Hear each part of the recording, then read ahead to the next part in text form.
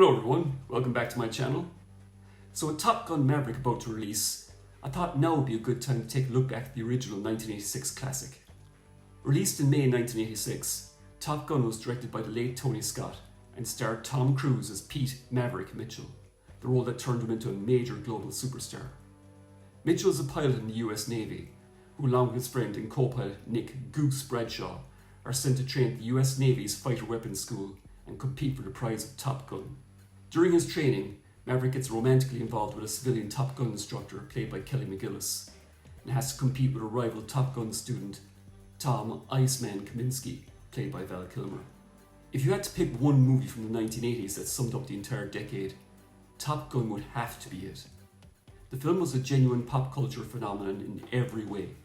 The film was a huge box office success, making over $350 million worldwide on a $15 million budget, making it the biggest hit of the year. Not only that, the soundtrack album was also a huge success, becoming one of the highest selling of all time.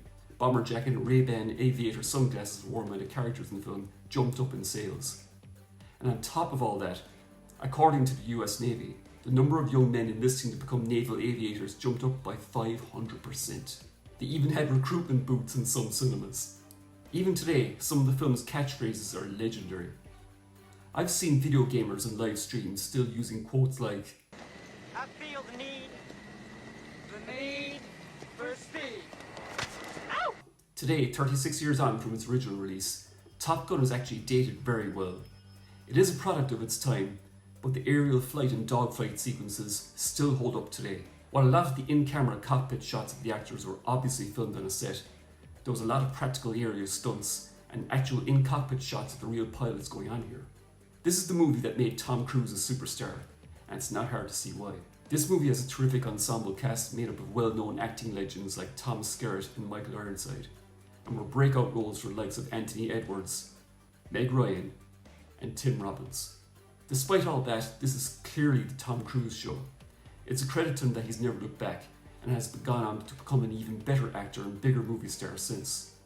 The fact that in his later years he's doing more and more death-defying stunts in the likes of the Mission Impossible movies shows that age truly is just a number.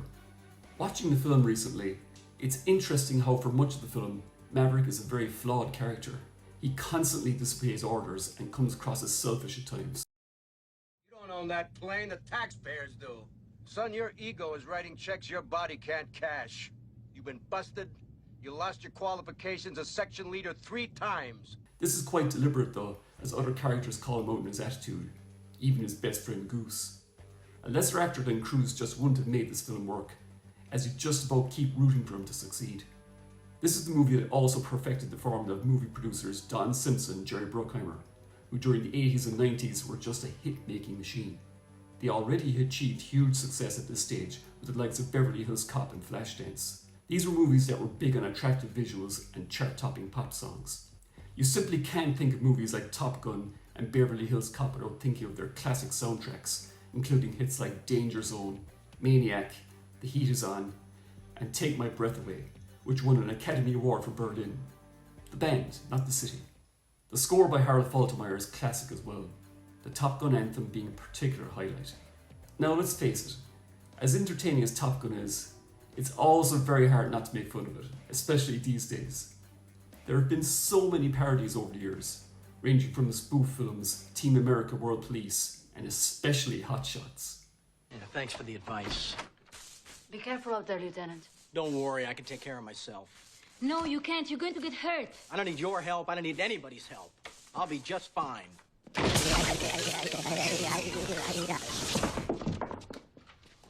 Are you okay? Also, some aspects of the film are very questionable, particularly these days, such as the scene where Maverick first meets Charlie in the nightclub. After she politely rejects him, Maverick then pursues her into the ladies' bathroom. She acts all charmed, of course, like it happens all the time. I don't think they get away with that today. And why does she fall for Maverick anyway? On top of all this juvenile behaviour, he interrupts her during her briefing the next day again and again. And when they do finally go on a date, he's late and the first thing he says is that he wants to take a shower. In her shower. Women just love bad boys, I guess. The most infamous aspect of Top Gun, of course, and we can thank Quentin Tarantino for this, is the gay subtext of the story. While for many years Top Gun was seen as being an endorsement for male bonding and a recruitment ad for the US Navy, the competitive relationship between Maverick and Iceman is seen as the true love story of the film. Frankly, I have no idea where these ideas come from. There is absolutely no evidence whatsoever of any gay subtext in Top Gun. This movie is about straight heterosexual men who love women and women only. You are still dangerous. You can be my wingman anytime. Bullshit. You can be mine.